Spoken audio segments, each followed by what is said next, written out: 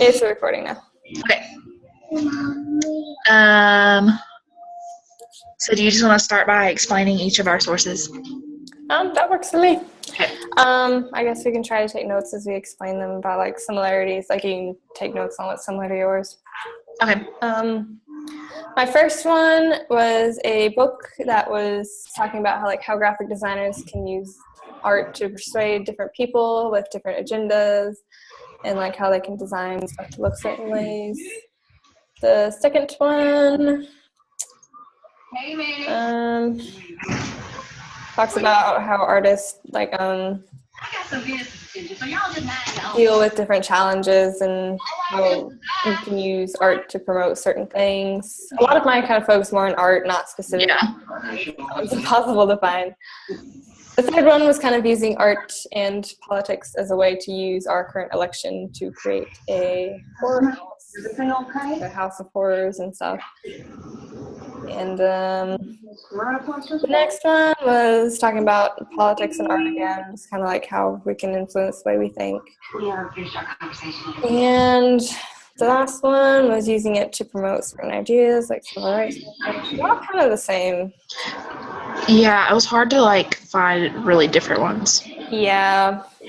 For me as well. Mm-hmm. What were yours? I'm trying to look back over it. Okay. My first one was like a journal from PRSSA, which is like the National PR Society. Mm-hmm. And it is about, the title was Government Public Relations and Social Media, an analysis of the perceptions and trends of social media use at local government level. Mm-hmm. So I thought that was interesting because it was focusing on local government and not. Yeah. My interview kind of focused on that. Yeah. Yeah. And it just kind of, that one talked about how, basically how candidates take advantage of social media, and that's how they, obviously talk, or a lot of the citizens follow them and stuff like that. But it also talked about how like local government doesn't really utilize it as much as like, Mm-hmm. big campaigns and stuff like that. They don't really. Yeah. My second one was, let's see, it was a thesis, and the title was The Impact of Public Relations and Media During Election Campaigns. Mm-hmm. And it was just about like the main, let's see. You did amazing today.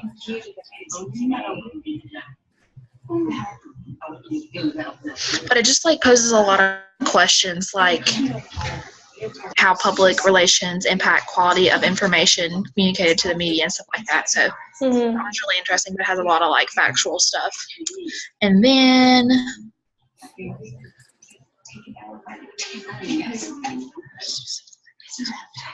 sorry, I'm having to read through what I just typed because I kind of forgot about stuff. Did you only get 4 sources? Yes. Okay. I had 5. So one of us will have to find one more. Oh, how many we're supposed to have? 10 in total. Okay, no, then I'll do one more. Yeah, already Okay. have 5. I'll do one more. Okay, that's fine. And then my last, I'll just go ahead and just do the last one. I don't know what's going on with that third one. I can't really read. Oh, okay, never mind.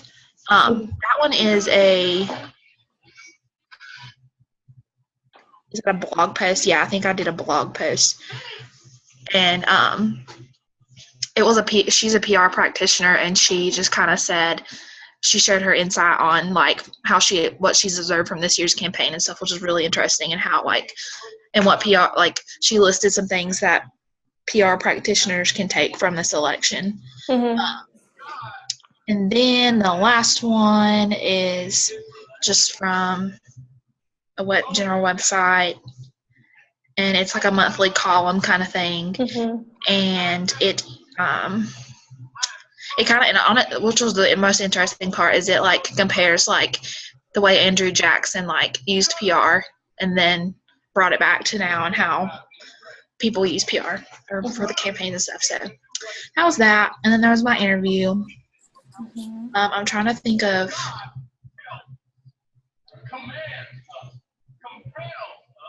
I think one of our biggest things that we have in common is obviously like the visual aspects of it. Yeah, and just kind of like how it affects, like, I guess for me, design in general and how they can use the current election for new ideas.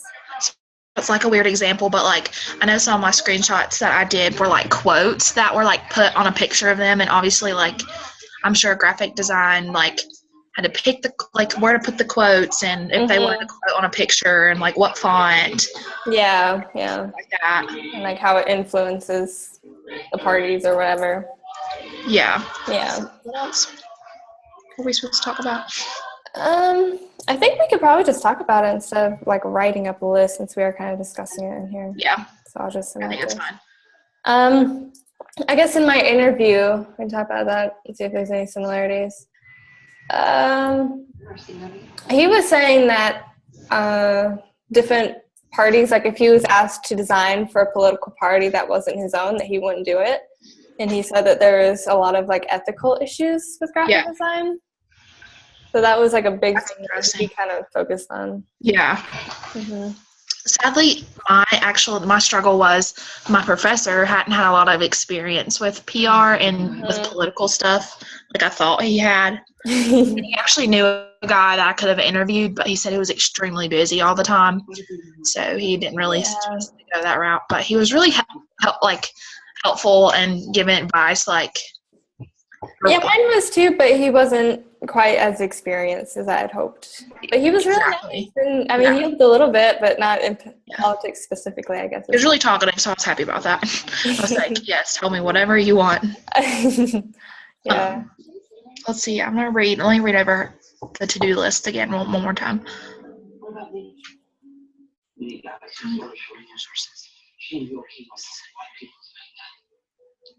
Were most of your sources, you said you had a book. What else? Where did you find most? Was it just websites? Most of it was websites. I found one article in a magazine and that book, and the rest were just websites. I don't know if you did. I just particularly had a hard time finding stuff that related. I thought it would be easier than it was. Yeah. But there wasn't a lot to choose from. No.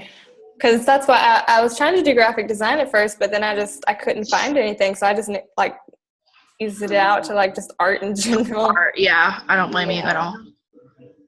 And I found I think one or two graphic design specific things, but it was just I guess most of my screenshots kind of focused on just the current election year and Trump and Hillary, and That's exactly what I used. I went on their Instagrams, and then I went on their Twitter accounts and stuff like that. I mostly did Facebook since I don't have Twitter or Instagram, but that was I didn't even do Facebook. I should have done Facebook too. But yeah, I found a few things. I mean, I think they were decent. Yeah. Overly exciting, I guess. But, something that's really different about our sources.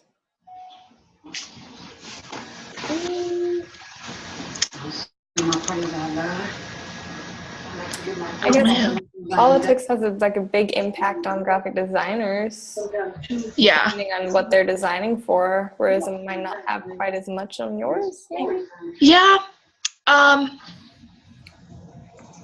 don't know. I kind of, when I was interviewing and stuff, I kind of did discover that they do have a really big impact because we were talking about how bad we felt for PR practitioners right now and how hard it is to probably manage Donald Trump's campaign and Hillary's because they're both already so well known and obviously outspoken and very independent. So I can't imagine how hard it is for them to do their job right now. I guess they're more not really forced into it, but they're more shoved into it. Where graphic designers, it's kind of optional. I don't have to do it, but I can if I want. I feel for graphic design, they honestly might have a more up on it because,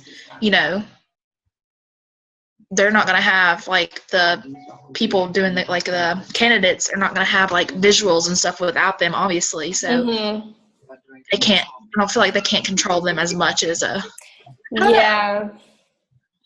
I guess they have more say in what they do. Like if they don't want to do it, it's like let's just move on to another client or something. Yeah. Which, yeah.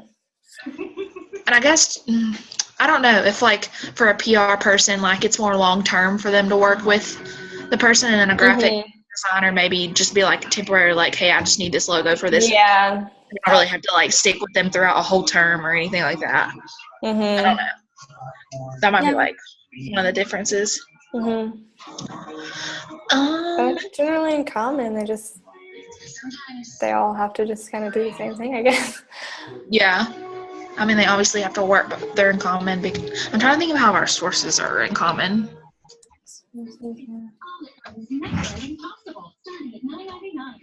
Endless combinations of your favorite pastas, sauces, and toppings, now including chicken Alfredo. Plus unlimited salad and dressing. It's all never ending, but only for a limited. Well, like your first sources, it said the book talked about how graphic design affects communication, so that's obviously something we have in common because PR and communication are like. Yeah. And then it said how it talks about how graphic design can be used for persuading people and pushing certain agendas, which is also for PR. That's true. I guess the similarities are just like the pushing certain agendas and using it in a way to convey certain ideas and convey. And obviously PR a lot of times depends on graphic design because they really correlate because, you know, if a graphic designer comes up with something and it gives them a bad reputation or a really good reputation, it can affect the person doing their PR. Trying to think how they're different. Like whatever the next ad is about. Get the Cheese Freedom Unlimited card. Welcome to Long John Silver's, home of our new $5 treat meal box. Dive into our wild-cut, 100% Alaska whitefish, natural cut fries, hush puppies, desserts, and drinks. I guess just the different occupations and what they do differently. Like mine focuses on design. Yeah, that's like the main difference. There's not really anything to. Yeah, there's not really like a major difference.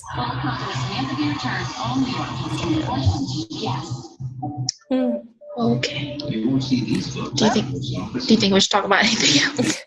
I don't think so. We only got 4 more minutes. Okay. No, okay. Yes, you're right. I'm so sorry about that, by the way. Oh, it's all right. no problem. I'll go ahead and stop the recording.